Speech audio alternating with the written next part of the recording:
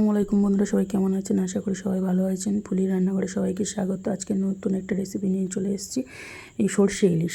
এখানে আমি 6 পিস মতো ইলিশ মাছ নিয়েছি, 1 চামচ হলুদ ও 1.5 চামচ মতো লবণ।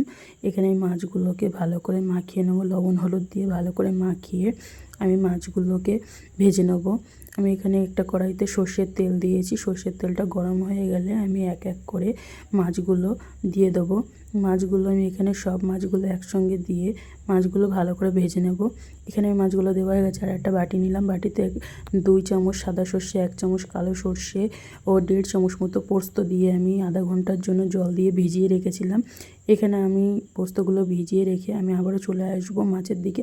আমার 1 পিঠ করে মাছ ভাজা হয়ে গেছে। আপনারা চাইলেন এটা কাঁচা মাছ দিয়েও বানাতে পারেন, কিন্তু আমার হাজব্যান্ড এখানে কাঁচা মাছের গন্ধটা একদম পছন্দ করে না, যার কারণে আমি একটু হালকা করে মাছটা ভেজে নিয়েছি।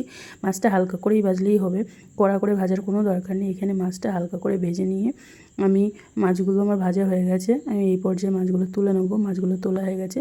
এখন আমি একটা কন্টেনার নেবো, কন্টেনার মিক্সচার, যেটাতে 1 ইঞ্চ মতো আদা, 4টে কাঁচা লঙ্কা আর সর্ষেগুলো আমি দিয়ে ভালো করে ব্লেন্ড করে নেবো।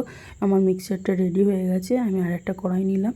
এখানে আমি 4 চামচ, বড়ো চামচের 4 চামচ সর্ষের তেল দিয়েছি। আমার রান্নাটা পুরো সর্ষের তেলের উপরেই হবে, যেহেতু সর্ষের তেল দিয়ে আমার এখানে তেলটা গরম হয়ে যাওয়ার পরে আমি এই পর্যায়ে পুরো পেস্টটা দিয়ে দিলাম। পেস্টটা দিয়ে ভালো করে নাড়াচাড়া করে নেবো, যাতে সর্ষের একটা কাঁচা গন্ধ থাকে, সেই গন্ধটা যাতে না থাকে, তার জন্য আমি ভালো করে ভাজা ভাজা করে নিলে এখানে তেল দেখবেন সর্ষের তেলটা একটু মাখো মাখো হয়ে গেলে তেলটা উঠে আসবে। এই পর্যায়ে আমি এখানে মশলাগুলো দিয়ে দেবো। এখানে বেশি কোনো মশলাই লাগে না, যেহেতু মাত্র একটুখানি 1 চামচ লবণ দিয়েছি, একটুখানি হলুদ আর জিরের গুঁড়ো দিয়েছি। আর লবণ আমার স্বাদ মতো লাগলে আমি আবারও দিয়ে নেবো, কিন্তু আমি এখানে অল্পই লবণ দিয়েছি। দিয়ে আমি আবারও একদম ভেজে নিয়েছি, একদম দানা দানা টাইপের হয়ে গেছে সর্ষেটা। তারপর আমি এই পর্যায়ে ওই যে মিক্সচারের জলটা ছিল, সেই জলটা আমি দিয়ে দিলাম এখানে, দিয়ে আবার ভালো করে মাখিয়ে নাড়িয়ে চাড়িয়ে নেবো। আবারও এখানে এটা যত ভালো করে কষাবেন, এটার টেস্ট ততই দ্বিগুণ বেড়ে যাবে। এখানে আমি এই সর্ষেটা ভালো করে কষিয়ে নিলাম, যেখানে আবারও তেল উঠে আসবে, তেলটা ভেসে উঠবে।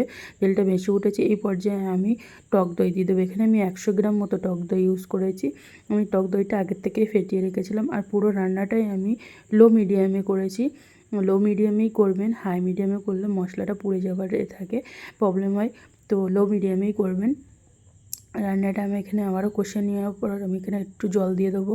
আমি পরিমাণ মতো জল দেবো, কারণ আপনাদের যদি গ্রেভি বেশি লাগে আপনারা গ্রেভিটা বেশি রাখবেন। আমার এখানে আমি অল্প গ্রেভি রাখবো, যার কারণে আমি অল্পই জল দিয়েছি। এটা ভালো করে মাখিয়ে নেবো, চারপাশে যে সমস্ত মশলা লেগে রয়েছে ওটাকে ভালো করে মাখিয়ে আমি ঢাকনাটা দিয়ে দেবো। এখানে আমি ঢাকনা দিয়ে দিলাম। ঢাকনাটা দেওয়ার পরে 5 মিনিট পরে আমি আসলাম।